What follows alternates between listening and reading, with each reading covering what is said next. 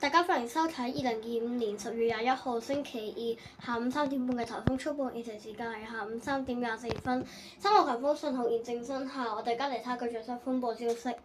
過去數小時，風神會繼續移向西南方向移動，但係風神嘅及東北季候風嘅共同影響下，本港今日仍會吹強風。3號強風信號至少會維持到6點。預料隨住風神嘅距離，本地天氣會繼續受呢個東北季候風主導，屆時天文台會考慮改發強烈季候風信號，出達3號強風信號，海有大浪及湧浪，市民應該遠離岸邊及停止所水上活動。受天文大潮、東北季候風及風神嘅共同影響下，今晚及未來一兩日，本港沿岸水位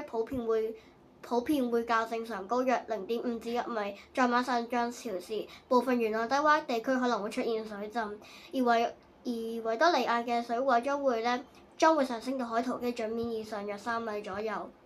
好啦，我哋講咗咁耐嘢啦，我哋大家咧就嚟睇下個風暴路徑啦。